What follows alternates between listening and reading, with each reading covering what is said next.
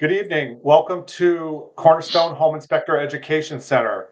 Tonight we have open cell and closed cell insulation.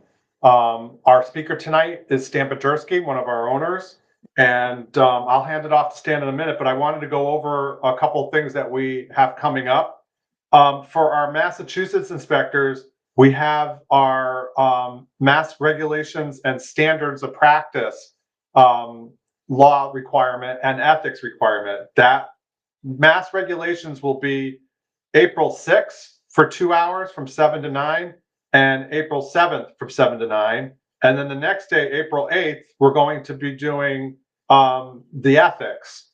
That will be from 7 to 8. You can register online. It's one click. You just register for part one, and that pays for all the other parts. And then you'll be good to go. We'll get that done. That has to be done live for Massachusetts. All Massachusetts courses need to be, to earn credit, you have to be at the live webinar. You cannot watch our pre-recorded events. And then we have a schedule change in April. April 27th, which is a Monday, we have Dan Costa with Urel Corp, and he one of his lines that he represents is state water heaters. So we have a special speaker in April, but that will be on a Monday because that's when he was available to do it. And that will be from 7 to 8 o'clock. And we have our calendar of events is chock full. Now, I think, and I'm just looking up right now, it's all the way booked through August 4th. So if you like to see any of our webinars, please feel free to register for them. If you are a active member at your $20 a month fee, you do not have to register for any of these. You'll be automatically sent an invitation by email. And as always, we have logos for your website or any of your marketing material. That's in the logo section of the website, and the password's Cornerstone.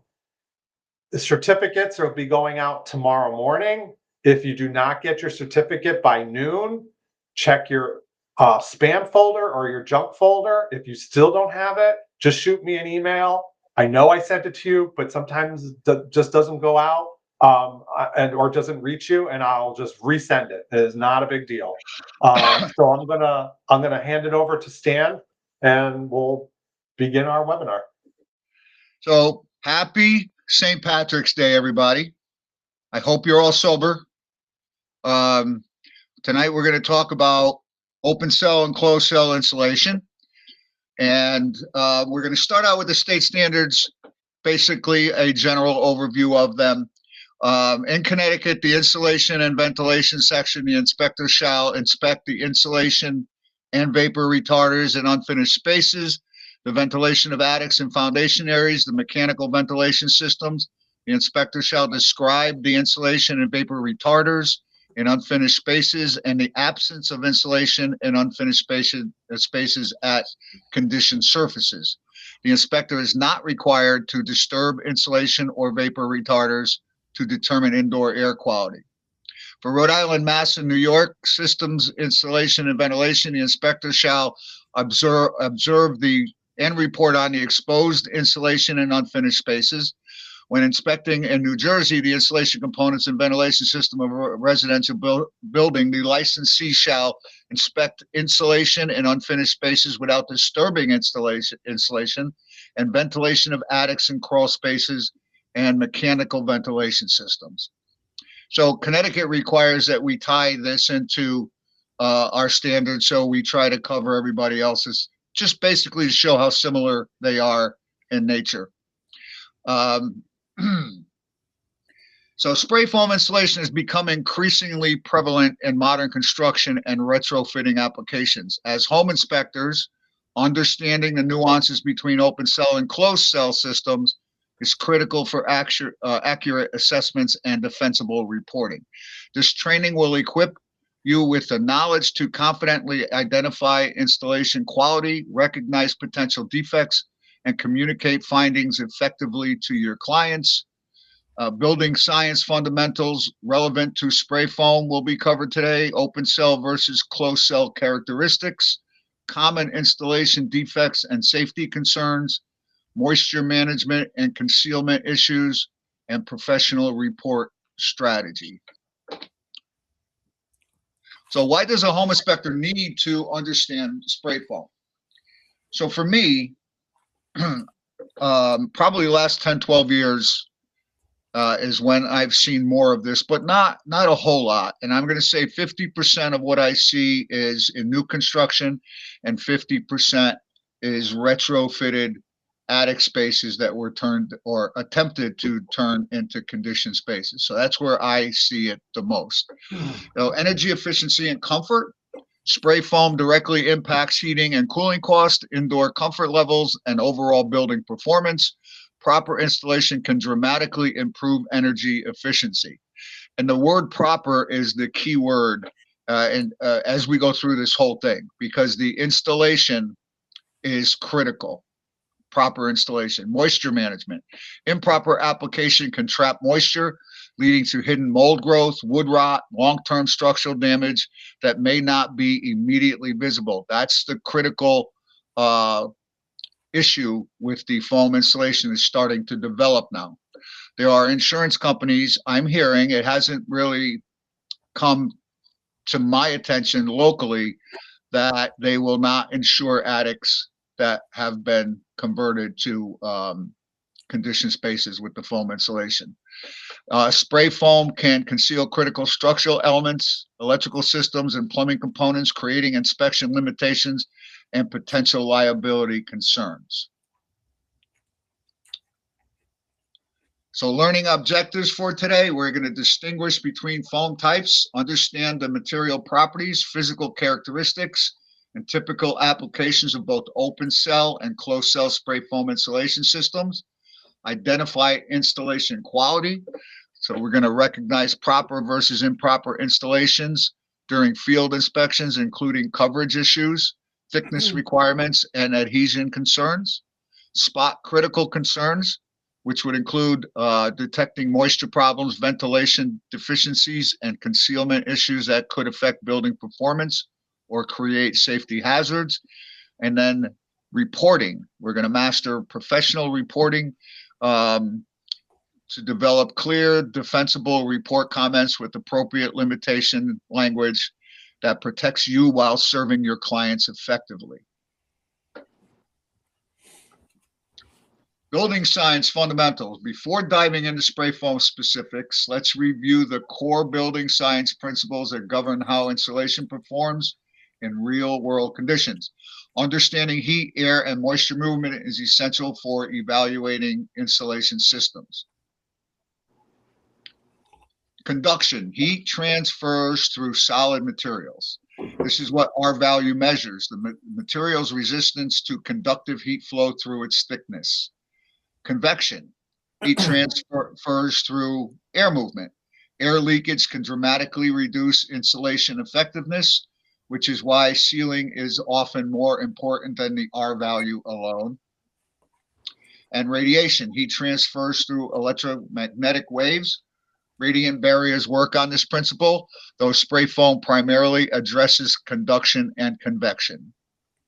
So there's multiple ways that heat is transferred. So air leakage versus insulation value. As we said in the previous slide, air sealing often matters more than the R value. Many inspectors focus heavily on R value, but air leakage can have a much greater impact on building performance. A wall with R30 insulation, but significant air gaps may perform worse than an R20 wall that's properly air sealed. Spray foam's dual function as both an insulator and an air barrier makes it particularly effective when properly installed. This is why understanding insulation quality is so critical during inspections. Air leakage can account for 30 to 40% of heating and cooling costs. Spray foam expands to fill the gaps and cracks, and proper air sealing prevents stack effect and wind washing. So if you were to imagine a bat of fiberglass insulation sitting in a joist bay, even if you push it down as far as you can, there's always going to be air gaps there. There may be small, but there's going to be air between the insulation and the drywall ceiling. And that will affect the R value of that insulation. So the foam fills in all of those nooks and crannies. we need to understand moisture transport. Vapor diffusion is the slow movement of water vapor through materials from an area of high vapor pressure to an area of low vapor pressure. This process is typically managed through the use of vapor retarders and proper material selection within the building envelope. Air transport. Moisture transports through air movement occurs when humid air travels through unattended gaps, cracks, or openings in the building's enclosure. This can quickly introduce significant amounts of moisture into wall cavities, often leading to condensation and concealed damage. And then bulk water movement. It involves a direct infiltration of liquid water due to leaks, flooding, or capillary action. This is a far more immediate and problematic form of moisture intrusion than vapor diffusion, and its prevention is critical before insulation or finishes are applied. Understanding the distinction between these three primary moisture transport mechanisms is critical when evaluating spray foam insulations. While spray foam can effectively mitigate air transport of moisture and slow vapor diffusion, it will not prevent or manage bulk water, potentially trapping it and leading to hidden damage within structures. So that's what the insurance companies are starting to become concerned about. Roof leaks, things like that, wall leaks that can develop over time and not be found because it's not getting through the insulation immediately. So Stan, someone has a unfinished attic, they go up there and they don't do it properly, and they'll attach the spray foam right to the roof decking, spray foam the whole thing complete. What you're saying is you get a little hail damage or some defect in the roof or a gap, that water's going to leak in there, may not have anywhere to go. It's possible the spray foam absorbs it, starts, it's not necessarily a water barrier, and will start having issues that way that you can't see. And then the other issue is when you're ready for roof replacement. If they've got to remove the decking, it could be a night. There's rot. So you have a viewing code. If you're watching this as a pre-recorded event, your viewing code is SPF 8323. Go ahead, Stan. R value and air sealing performance. Open cell foam, approximately R3.5 to R4 per inch of thickness. Lower density, softer texture results in lower insulating value, but excellent air sealing. Closed cell spray foam, approximately R6 to R7 per inch of thickness. The higher density provides superior insulating value in limited space applications. But note, always very specific product specifications rather than relying on general ranges for reporting, or always verify, for reporting purposes. Dual function benefits. When properly installed, spray foam serves as both thermal insulator, reducing conductive heat transfer through building assemblies, and an air barrier, eliminating convection losses from air leakage and infiltration. This combination makes spray foam particularly effective, but also means that the installation defects can comprise both functions simultaneously. So again, installation is critical.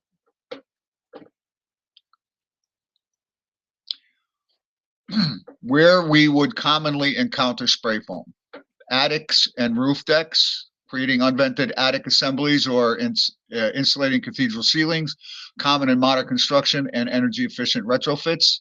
The rim joist and band joist, sealing one of the leakiest areas in most homes, often use closed cell foam for moisture resistance and space efficiency. Crawl spaces in basements, applied to foundation walls or floor assemblies, critical for moisture management and below grade applications.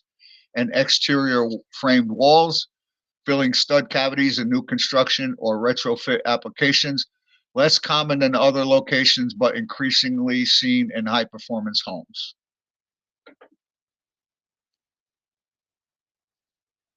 When spray foam must be protected. So both open cell and closed cell spray foam typically must be covered by a 15-minute thermal barrier when installed in an area that can be occupied, such as a basement or living space. The most common approved barrier is half-inch gypsum drywall. This requirement comes from the International Residential Code IRC R316.4. If you're in a basement and you see it's an unfinished basement and you see concrete covered with spray foam, Stan, do you call that out that it should have the fire barrier, the thermal barrier, the sheetrock over it? Because it could be finished. It could be finished, yes. I think I always, when I see something that I think was added to the house, I always tell them to see if a permit was pulled for that particular installation, Right. to determine that if there's any additional work that needs to be done.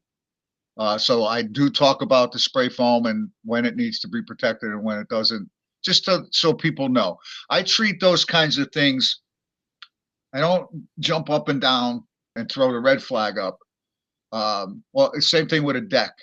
If a deck was built 15 years ago, I tell them right off the bat, even though everything may look good, it's not built by today's standards, and you need to understand that your house is older and a lot of things may have changed since then. So, have somebody come out and bring it up to current standards. So I kind of use that form of code advancement in areas where I may be concerned about it. Yeah, I can tell you though, especially on new construction with an unfinished basement, I see it more than not where that spray foam's just on that concrete and it's not covered. It's crazy, but I do call it out. When you see stuff like that, somebody, if it's new construction, had to inspect that, right? The city. I don't think even the town. I don't think when you go to get a CO that a lot of these guys are qualified. I mean, it's not brand new technology, but it's newer. And they go in, they're all concerned that it's not fire protected. And that, we'll get into this in a little bit, with the coating, the paint that they use now to protect it from fire. But it's very simple. If you're in an attic and it's unfinished, it doesn't have to be covered. If you're in a living space and you see it, or possible space that could be, living, such as a basement, and I see open spray foam, I call it out because again, it can be an issue. I think you're going to see less of it. Oh, the thing is, a lot has changed over the last 10, 15, 20 years, but I was just in an attic that, you throw some sheetrock up, it's got heat, it's unfinished, and all that foam insulation was exposed, and then it didn't have the fire barrier on it. It was built in 2015. But that attic was like a third floor, inhabitable area. They could finish it off. It even had rough plumbing in it too. So, some of the building officials are pretty tough. I know you're going to talk about, attic and have enough the paint that's sprayed on, but a lot of these houses don't have it. Do you call that out? I'll mention it, but there are still a lot of houses that I've seen without the fire retardant paint that they spray on. It looks gray because, the foam is not gray or a light It's a gray. definite call out. Go ahead, Stan. So alternative ignition barrier in attics and crawl spaces. When spray foam is installed in an attic or crawl space not used for storage or living, the code may allow an ignition barrier instead of drywall. An ignition barrier can be specialized intumescent fire-resistant coatings, certain mineral fiber materials, sheet metal, or specific products approved under testing. Many spray foam manufacturers require or recommend an intumescent fire retardant paint when the foam is left exposed in an attic. I will tell you that there's translation from what manufacturers recommend that get lost down the line between the installer, the builder, and even the building department. So it's, you really need to look into it further, at least bring the topic up and put the seed in their brain. Does the foam always need? Even now, a lot of these houses that are spraying the sills, they're just, your basement's unfinished and they're spraying all the sills. I've seen it with the fire retardant paint. A lot of the building, they're doing it with the fire, just the sill, and then they got regular fiberglass or rock wool in the ceiling, and the building officials are making them spray that.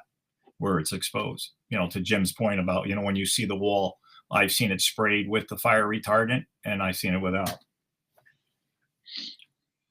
So the fire-resistant coating is required only when the foam is left exposed and the space requires either a thermal barrier or ignition barrier, and drywall or another physical barrier is not being installed. In those situations, an approved intumescent coating is often used to meet code.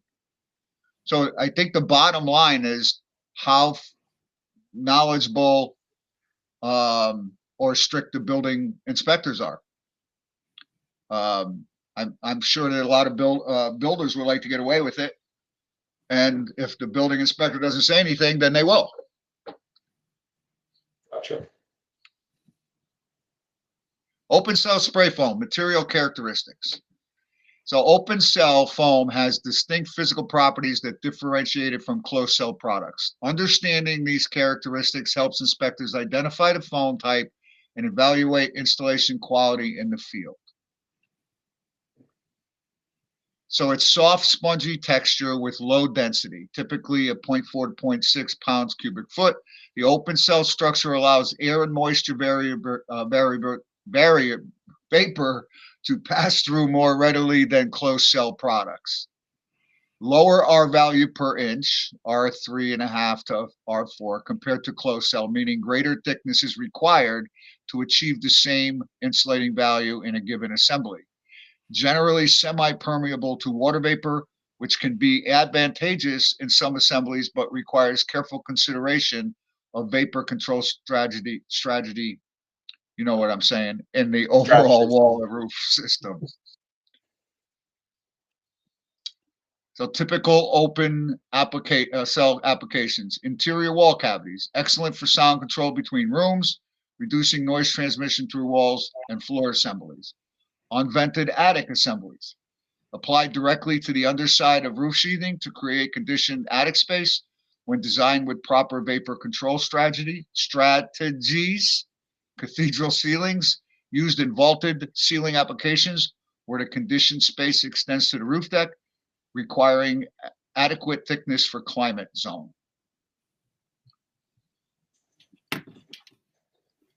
Inspecting open cell foam. Some key considerations: the thickness and coverage. Verify adequate thickness for climate zone and application. Probably not something that we're going to get 100% involved with unless you carry the chart around or you know exactly what your area is requiring. Look for gaps, missed spots, thin areas, or incomplete coverage around penetrations and at transitions. Contact with surfaces. Check that foam maintains good contact with roof sheathing and framing members. Separation or gaps reduce both thermal and air sealing performances. I see the separation often. Moisture indicators. Look for staining, discoloration, unusual odors, or softness that may indicate water infiltration or condensation issues within the foam or behind the foam. And fire safety barriers. Confirm presence of required ignition or thermal barriers such as drywall or intumescent coatings, particularly in living spaces, attics, and garages. Open cell installation, good versus poor. The left image shows proper installation with uniform coverage, consistent thickness, and complete adhesion to all surfaces. The right image demonstrates common defects, including gaps, thin spots, and areas where foam is pulled away from the framing, all of which compromise performance. And sometimes a job is a job. You just get it done. Some guys may pay more attention to doing it right. Other guys may not. If you have the opportunity to see things before they're covered up, or in exposed areas, then you can really get an idea of how well that job was, installation went. Red flags for open cell inspections, common installation defects. So recognizing installation defects is crucial for us as home inspectors. These issues can significantly compromise spray foam performance and in some cases create new problems that didn't exist before the foam was installed. Patchy application or voids, inconsistent coverage with visible gaps or voids, indicate poor application and reduced thermal performance. Adhesion failure. Foam separating from framing members creates air channels, reducing effectiveness due to poor adhesion. Moisture staining, discoloration, or deterioration on foam suggest unaddressed water intrusion behind the insulation. So that's kind of important to look for, that discoloration, because you may not actually see the moisture. That would be the only indication potentially.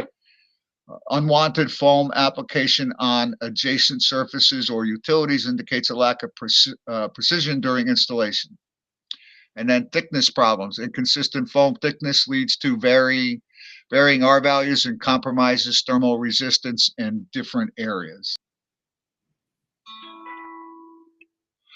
Overexpansion problems, and this is applied to both types, open and closed cell.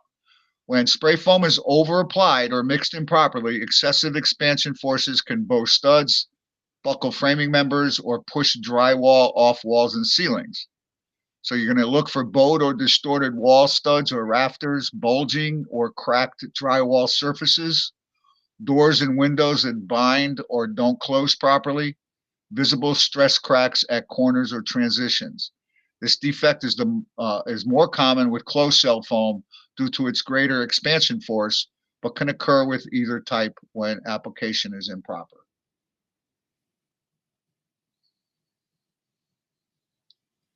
Closed cell spray foam, material characteristics. Closed cell spray foam has markedly different properties from open cell products. Its higher density and closed cell structure provides superior insulating value and moisture resistance, making it ideal for specific applications. It's rigid, dense foam with higher density, 1.7 to 2 pounds per cubic foot. The closed cell structure creates a firm, solid material that resists crushing and compression. The higher R value per inch, 6 to 7, allowing for effective insulation in constrained spaces like rim joist or thin wall assemblies where thickness is limited.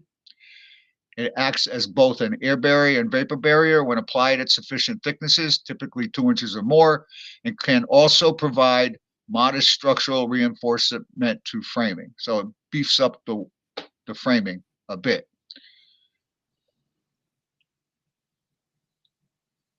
Typical closed cell applications, ideal for sealing and insulating rim joist areas, providing superior air sealing and moisture control in this critical and often overlooked space.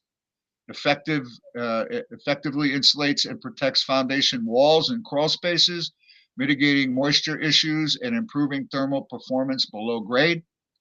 Applied directly to concrete basement walls, it creates an impermeable barrier against moisture while providing continuous insulation. Perfect for insulating the underside of roof decks and rafters in unvented attics, maximizing R value in limited spaces and creating a conditioned attic space. In the commercial settings, it provides robust thermal and air barrier performances for large commercial and industrial buildings, contributing to significant energy efficiency and structural integrity. So we have a question on how long does it take to see the staining?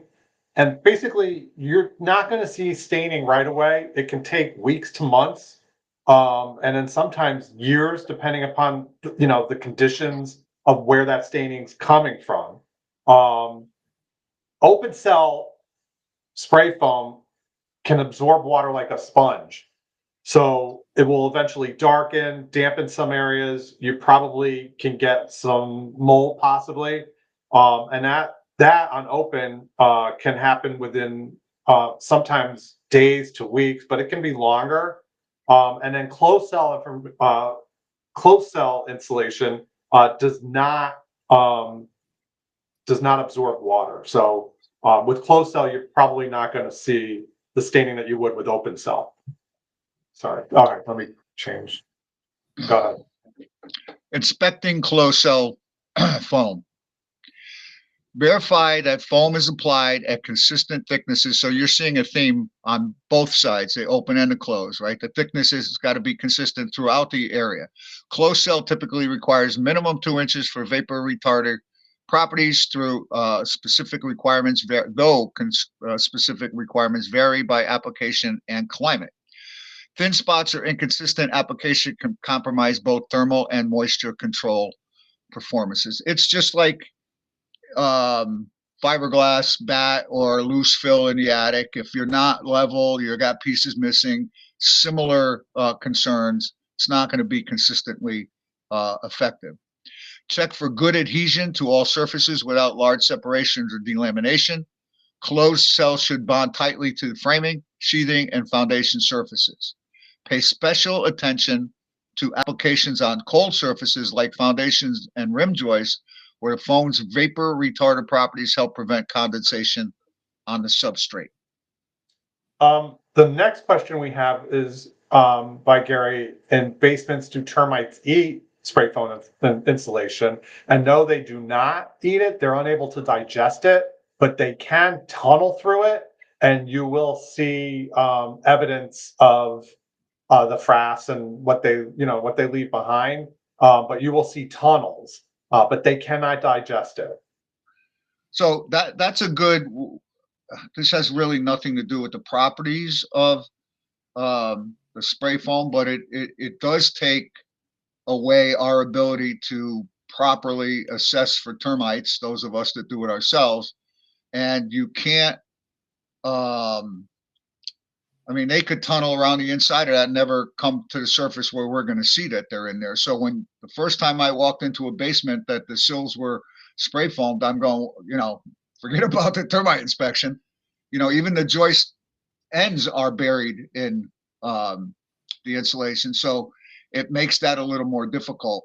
And that needs to be written up when spray foam exists in a home, that it limits the even decay and stuff like that. So it's got to go in every report when the spray foam exists. Closed cell. Stan, one question. Is it reasonable to consider closed cell insulation as part of a water, I think he says, mitigation in basement? My personal opinion, if there's a crack in the wall or it's coming through the form tie, maybe it'll slow that down. But, it depends on where the water's coming from. Because a lot of times, as you see with some of these waterproofing systems, the water comes in at the wall floor joint, where the wall and the slab and the footing meet.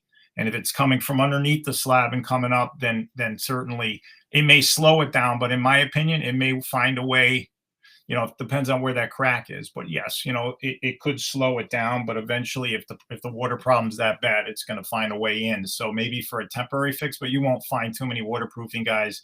There's so many other products out there to slow it. Depends on where it's coming from. If it's a crack, there's other things out there to correct it. So that wouldn't be something that all the guys that I know that would spray foam. But if it's spray foam, which a lot of these new houses are, who knows if there's a crack that develops, will something work its way in over time? It's possible, but that's not the first thing that a waterproofing company is going to use. And that brings up a good point. When the foundation is spray foam, we're not going to see cracks. We're not going to see potential water leakages. I don't believe, even with a 100% proper installation, it depends on what the water pressure is, the soil pressure pushing the water in. I don't think it can overcome all of it.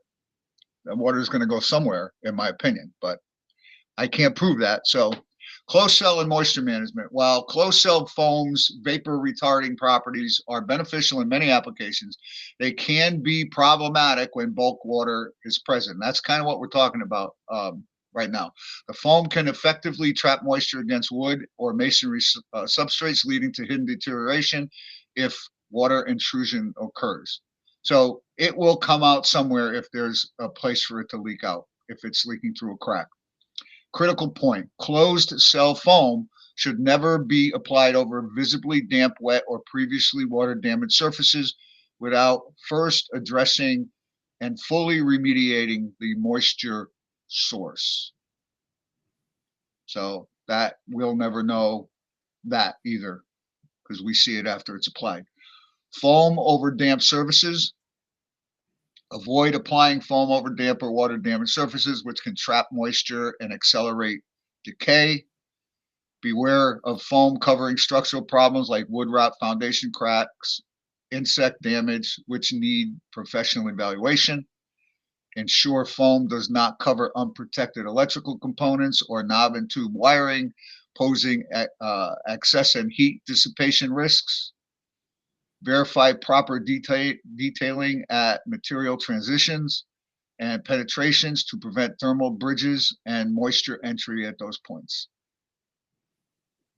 So what I'm seeing a lot more is, I know we have to move along. We've got about 25 minutes left, but you go into these older homes with stone foundations and, you know, you got that homeowner who's not going to deal with any kind of, you know, repointing. They go to Home Depot, they grab a can of spray foam, and you just see, you know, spray foam everywhere. And, you know, if it's not, it's, you know, like the old movie, you put a little plug into one hole and the water's going to come out another hole. So Scott was exactly right, is that, you know, it can be used, but it's got to be part of a whole kind of system for water intrusion, but it shouldn't be a standalone fix. It's not going to hold back too much. I think spray foam insulation right now is a work in progress. Yeah. I think that we've learned a lot from when they first started applying it. They couldn't wait to apply it, you know, for green buildings and this and that. And then we learn after what the good and the bad and the ugly is all about. Right. And then we try to modify it. And I personally think that it's going to fall out of favor because we're going to start to see problems of running wires and running plumbing afterwards and taking care of all this stuff that goes on behind this when we finally realize it's happening. So I think there'll be a change coming down the line. So I should throw away. What's that? I should throw away my 9x9 asbestos tiles. I'm not going to remodel with those anymore. Well, what goes around comes around, my friend. Moisture and mold risks. One of the greatest challenges with spray foam is that it can hide moisture problems, making them difficult or impossible to detect during a visual inspection. Understanding these risks helps inspectors communicate limitations and recognize warning signs. I've always said that we need to spend just as much time telling people what we can't see or won't find as we do looking for the things that we're supposed to find, because that's part of mitigating your risks. And this is part of that. You got to include this when you're walking in a house like this. You can either have it built in ahead of time in your reports or make sure you get it in after you know that it exists. Unvented attic moisture concerns. Design requirements. Unvented attics insulated with spray foam require careful design to prevent moisture accumulation. When properly designed, they work well. When improperly executed, they can trap moisture and create ideal conditions for mold growth. Common issues are inadequate interior vapor control, bathroom or kitchen exhaust venting into the attic, air handler condensate problems, roof leaks concealed by the foam. And the inspection challenges are we need to look for indirect indicators of moisture problems, discoloration or staining, as we discussed, unusual musty or moldy odors, condensation on ductwork or mechanical equipment, signs of past or present roof leaks, inadequate attic access limiting inspection. Always document when foam conceals roof framing and sheathing from visual inspection. And we can do that with photos and in writing. I will tell you that probably half of the retrofitted attics that I've gotten into that were attempting conditioned space seemed very humid to me. Like you get up there and it's stagnant and it's just feels like you can almost cut the air with a knife. That's not installed properly. And I always write that up. And they need, you know, because some guys think they can mix this foam and spray it on and we're good. This is what we're supposed to do. They don't give it any thought. So if you get up in an attic, even if you can't go far, you're going to feel that hot, humid air. That's an issue.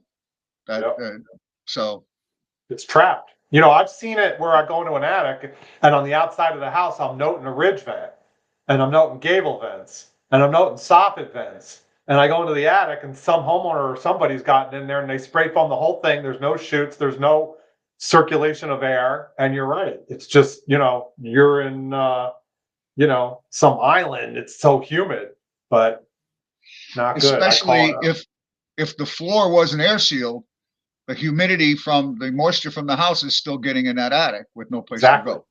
Exactly. So if you're watching this, sometimes this you see it in your the pre-recorded event, your viewing code is OS7721. All right, sorry. Okay. Next. So here's your unvented attic with spray foam. Well, the window could be a vent, but or a means of allowing air in and out. Okay, next slide, Joe. Hold on. Raymond, did you have a question? You seem to be coming in. No, I'm sorry. I was just saying that sometimes you just see it in the garage as well. When you guys were saying about the unvented, you see sometimes they'll vent, they'll seal the living attic space, and then the garage don't, and you'll see how it's getting moisture in there. And but you guys were all saying, I was just thinking back on that. Thank you. Yeah, you always gotta have your head on a swivel, and everything indicates something. Just don't walk by it and just think, that it doesn't tie into something else. You always got to continue to keep on looking. Water intrusion and concealed rot. So active leak sources, roof leaks, wall leaks, plumbing failures that introduce bulk water into building assemblies insulated with the closed cell foam. Moisture trapped behind the foam. Water becomes trapped between the foam and the substrate, whether it's wood sheathing, framing, or foundation, unable to dry to either side. And then hidden deterioration, which would be wood rot decay, mold, structural damage, progresses unseen behind the foam layer, potentially creating significant hidden defects. The scenario represents one of the most serious risks associated with spray foam insulation and highlights the importance of proper limitation language in inspection reports. Just as important as anything else. Fire safety and code compliance. Building codes require spray foam insulation to be separated from interior spaces by an approved thermal barrier or ignition barrier. Understanding these requirements helps inspectors identify potentially safety concerns. Thermal barriers, most commonly, as we discussed, a half-inch drywall separates foam from occupied spaces. This prevents fire from reaching the foam and slows fire spread in the event of ignition. Ignition barriers in unoccupied spaces like attics and crawl spaces, intumescent coatings or other approved materials may substitute for drywall when access is needed.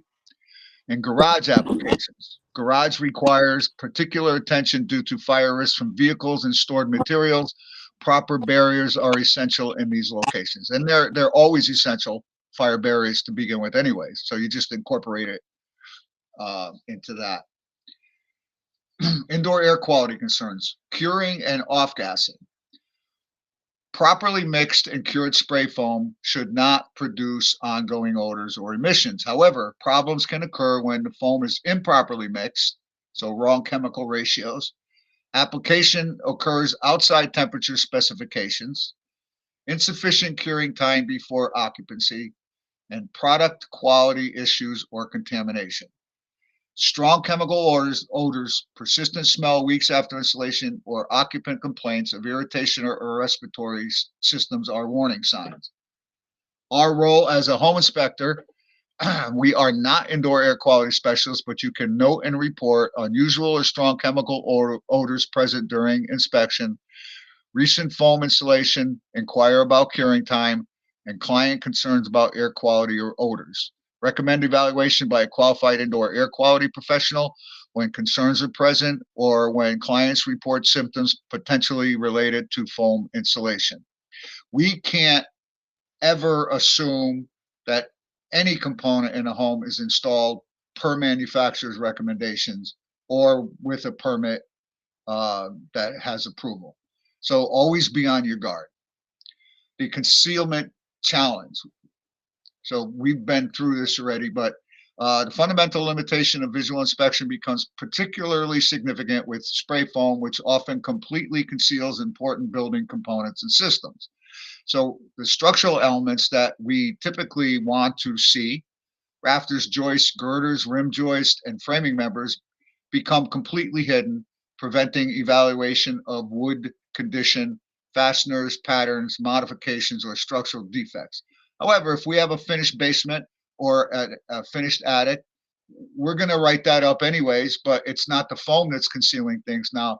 In those areas, it was sheetrock or something, wall covering, ceiling. So same concept. We're just talking about a different item that's concealing those things. The roof wall sheathing. Wood or OSB sheathing behind foam cannot be inspected for rot, delamination, previous water damage, or insect activity that may indicate ongoing problems. Wiring, junction boxes, electrical connections, and in older homes, knob and tube wiring may be completely obscured from view and evaluation.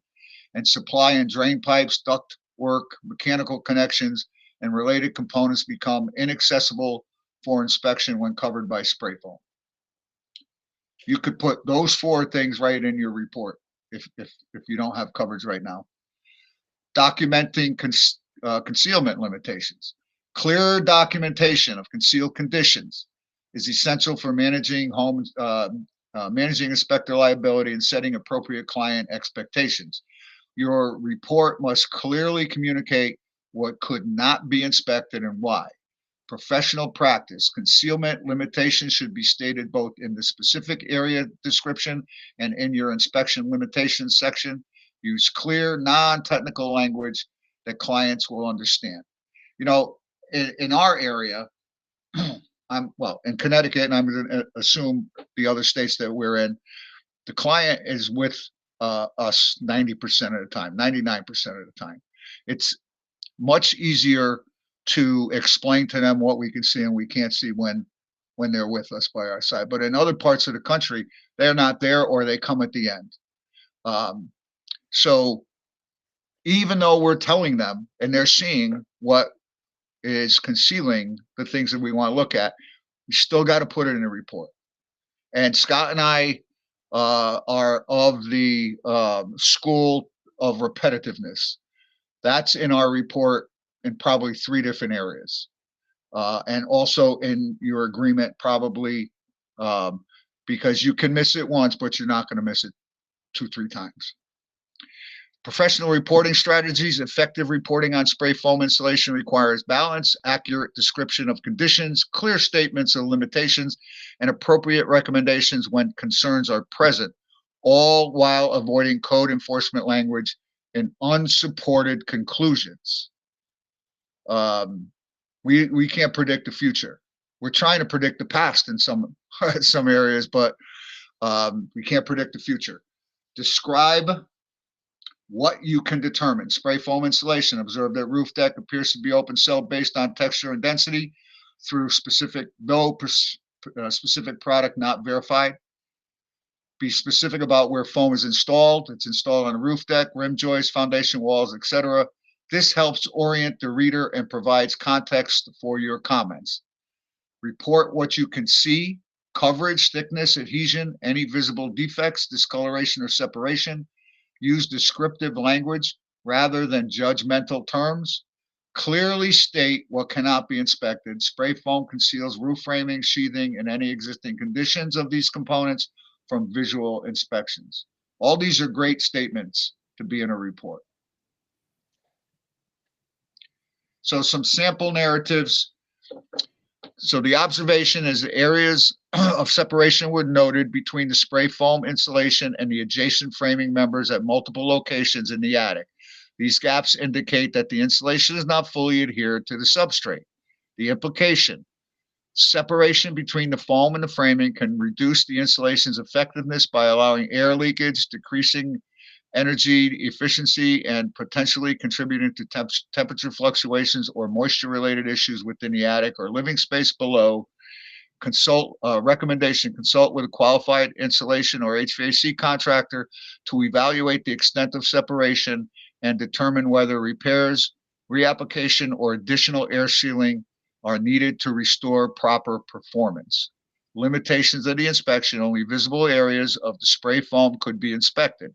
Portions of the insulation and underlying framing may be hidden or inaccessible, preventing a complete evaluation of all conditions or defects. This inspection was limited to what was observable at the time of inspection. And I was doing new construction here in Milford, Connecticut, and the upper floor, they had some, I'll call them attic spaces, where you can actually see some of the foam. And in those spaces, which was probably about a third of the entire area up there, there was a lot of separation. So am I to believe that's the only place that the foam was separating from the framing? You have to put them on notice that that separation could be throughout the concealed area as well, in my opinion. It's not just where you see it. That's a problem that probably exists throughout that entire application. So now what happens? All that sheetrock gets torn down so somebody can come in and inspect it. I'm glad we get to walk away. And I'll tell you what, it's a love-hate relationship with realtors, but they got their job cut out for them if they do their job right after that, after you find something like that. Next slide, Jim. Unknown foam type. Spray foam insulation is installed at the roof deck based on visible characteristics. The material appears to be open cell foam. However, the exact foam type, manufacturer, and installation of specifications could not be confirmed during the inspection. The application of foam directly to the roof deck conceals portions of the framing and roof sheathing, limiting visibility of these components.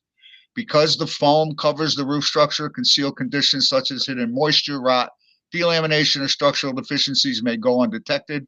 The inability to visually inspect the sheathing and framing also restricts future inspections and may complicate repairs, leak detection, or warranty evaluations.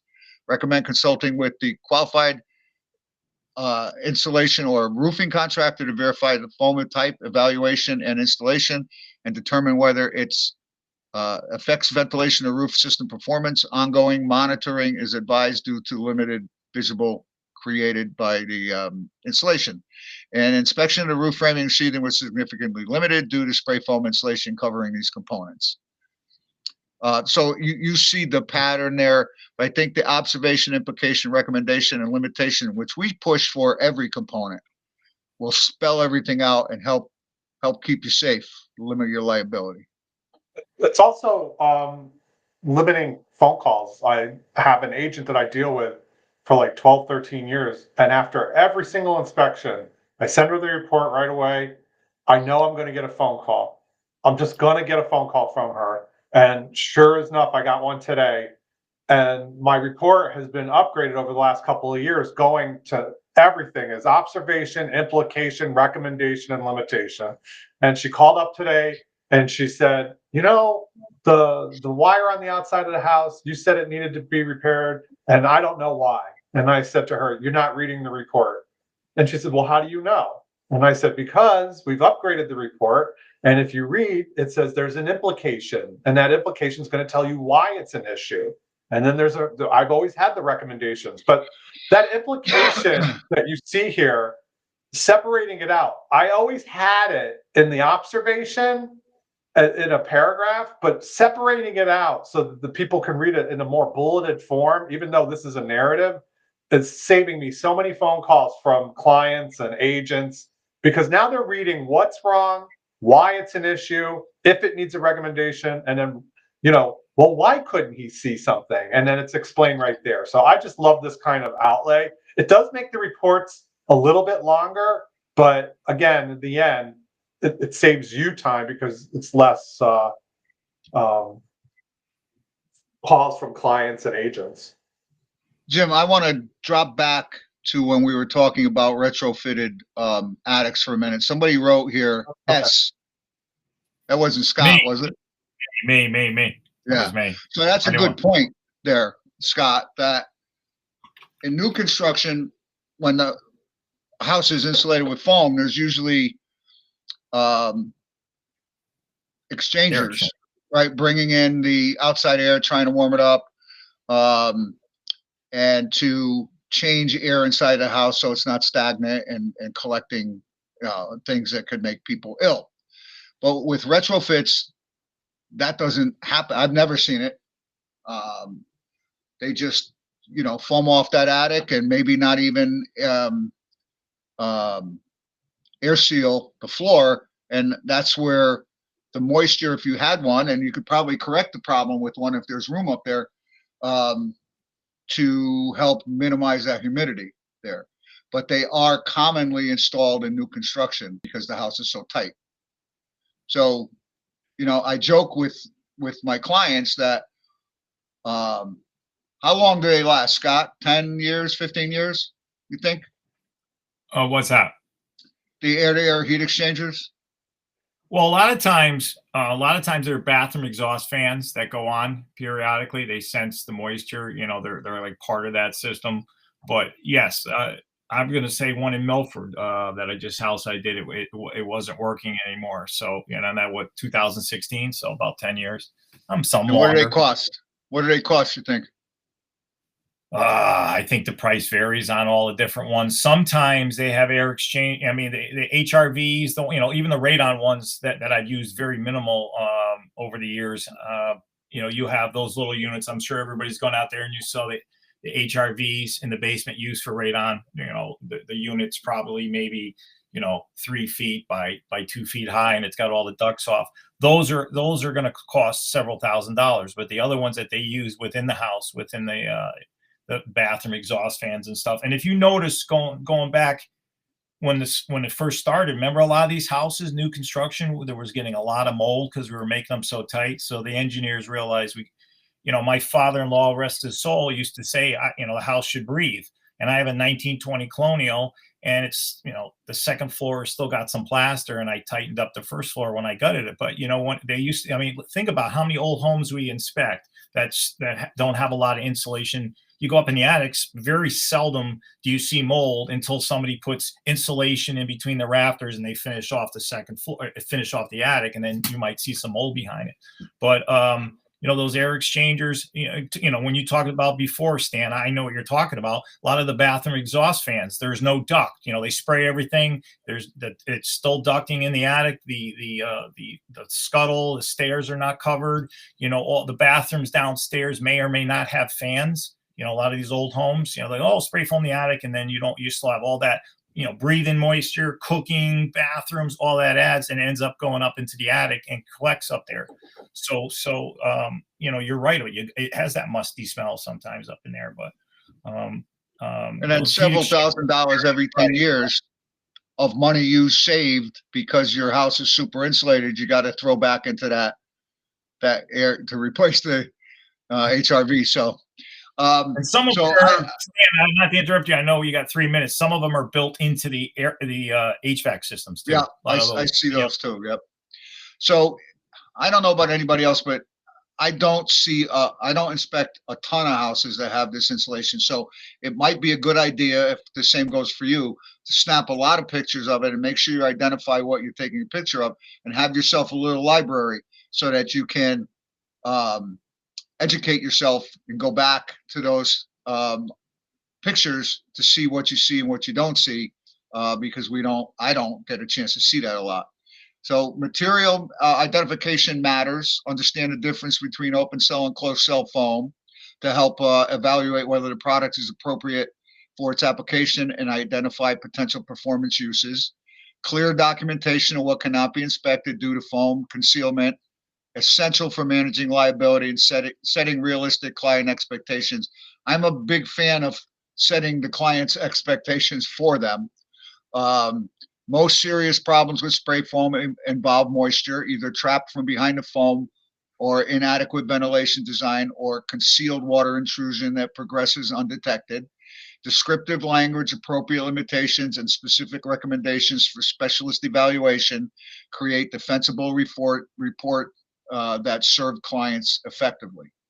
So the report's used for by your client to prove something, but it also is used by us if there's an issue to prove what we inspected and why we used the language that we did.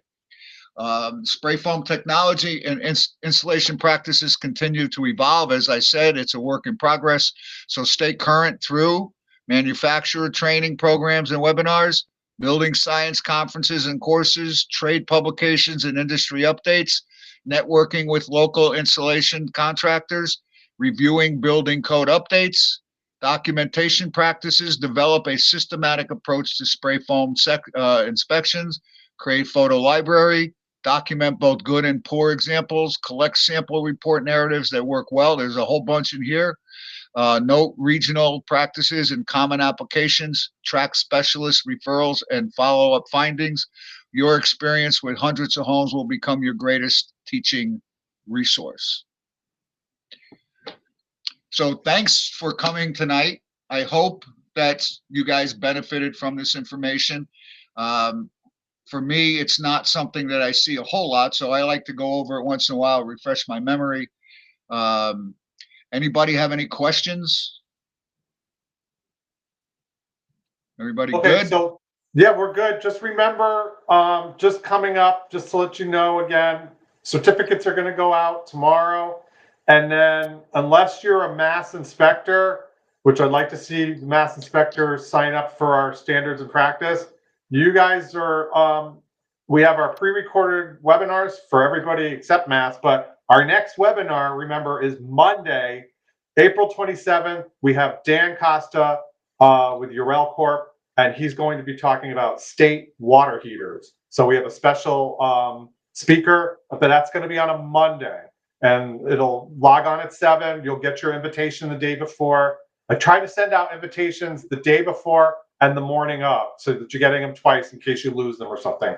But you can always go to our website. If you do not get an invitation from us, go to our website, click on Click Meeting, and the code and everything you need to log on is right there. So you don't even need to hear from us. You can just go to our website. Thank you for attending tonight. All right, green beer time.